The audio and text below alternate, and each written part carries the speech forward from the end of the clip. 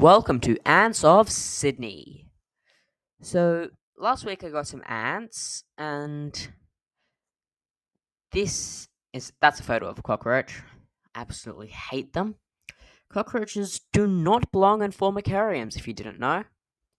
Now, this is an ant, and ants do belong in formicariums. But why am I telling you this? Well, a cockroach invaded my ants. This is footage from after the event. The ants are recovering. They're still a bit timid, not fully committing to eating their food yet, but they're exploring. Got some treats that I left them. The queen, she's probably still a bit spooked, but she'll be fine. There goes in a worker. Now, this all happened after the event, and now I'm going to show you the War of the Roach. So this is the cockroach in question. Looks about in its teenage years, I'd say. But what's it doing here, and how did it get in? The ants are exploring around it, but haven't gone quite to it yet. The roach is hiding because they know if those ants get to them, they're gone. The ants just gonna explore a bit more, but they still haven't found this roach. So what are they going to do? Of course, we can't just have a roach living in our formicarium. It'll run around every time I turn on the lights and spook my ants. Eventually, they'll find it and kill it, but that might take a while, and the cockroach might take down a few ants in the process, and we can't have that happening. So, what are we going to do? Well, he's hiding in the corner, so it'll be kinda hard to get him, but I think I could probably use my tweezers. Now, the ants would probably get a bit spooked by the tweezers, but it should be okay. It's better to spook them for a few seconds than, well, have a cockroach running around. Just gonna quickly set up the camera for it, and then I'll get out my tweezers. So the roach is there, coming in. Sorry about the shaky camera, just gonna get on the stand. But that's not close enough. Yeah, I'm gonna go in a bit closer. You can see the roach well here. Now, I'm gonna that should be good. Sorry, the image quality is a bit blurry, but it'll have to do. So I'm gonna grab out my tweezers. Here are the tweezers. Not too sharp, but not too blunt. Don't want to be killing any ants if I'm ever using the tweezers. I use the tweezers to pick up their food and stuff.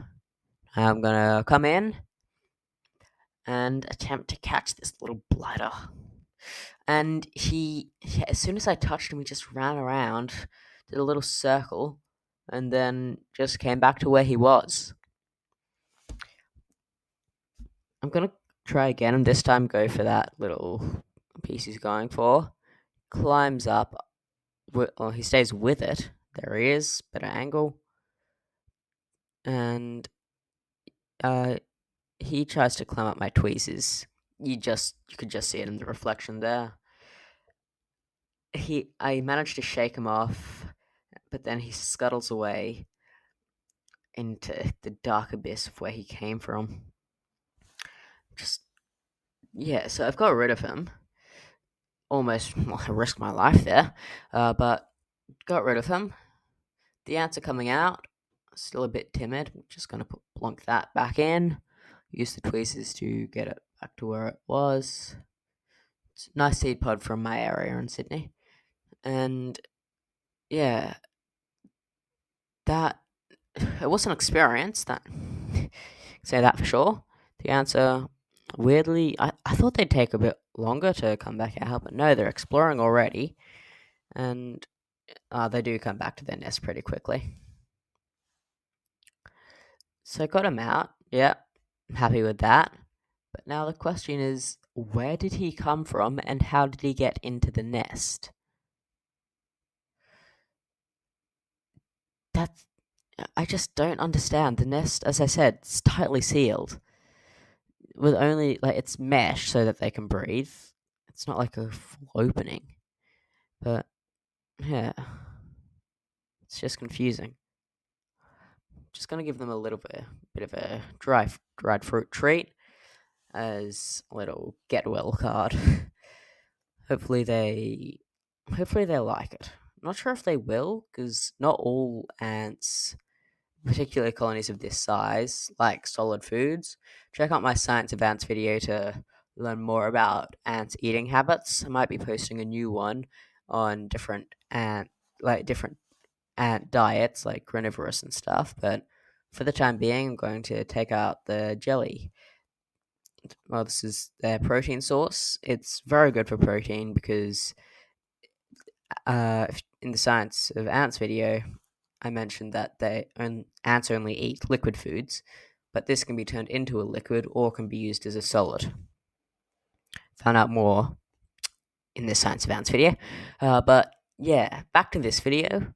Where did this roach come from? Why was it here? How did it get in? Why do they exist? Can we exterminate them all, please? It's just confusing.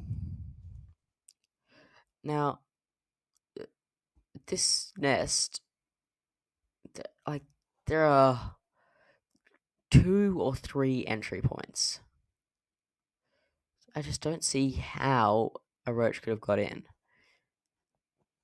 Maybe it was like an egg got in somehow and it spawned in there. Maybe it just got lucky and flew in. But how did this happen? It just confounds me. The queen should be alright. Hopefully, they'll eat some of that dried fruit. They likely won't take off any of the chunks, they'll just suck it for its sugars. But yeah. Now, there's nothing inside the nest right now, so I'm just gonna plonk the lid on and hope that, yeah, that seems pretty sealed. I'll just make sure that all the sides are sealed as well. The only possible way another roach could get in is if an egg spawned there. Everything's sealed properly.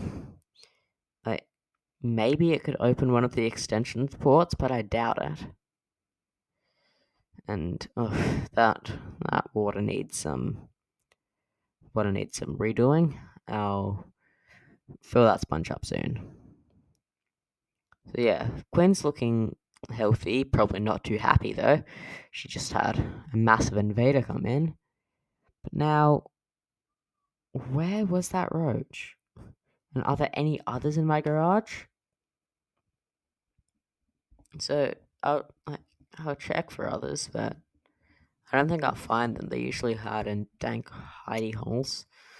Because they're little creeps and I just hate them. But yeah. Will there be any more coming in? Well, only time will tell, but still, I'd rather not have some more ants getting their lives risked by darned cockroach. This, yeah, as I said, the fruit should be good for them. It'll provide them with a bit of food for a few days, and hopefully they appreciate my apology for somehow allowing a cockroach to get in. But yeah, I'm looking forward to when they actually move into the formicarium, which is the red bit at the front of the nest. But for the moment, I just don't really. All I can do is wait to see if another cockroach can get in. I just search around for a bit, but I don't think I'll find anything. Yeah, so far nothing, and I don't think I'll find anything. No big finds, so not much point exploring any further. For now, though, I'm just going to keep feeding my ants daily and make sure that no more cockroaches get in. and keep the queen happy and healthy, just wait for them to properly move into the formicarium. I recently got my courtyard redone, so when they move into the formicarium, I'll take them up there. It'll mean I can record more easily, and you won't have to see the test tube attached. Yeah, Queen's looking happy and healthy. And yeah, just thanks for watching, guys. Stay tuned for the next one. It'll probably be another video on the science behind ants. But comment any video ideas you have down below. Thank you, and see you next time.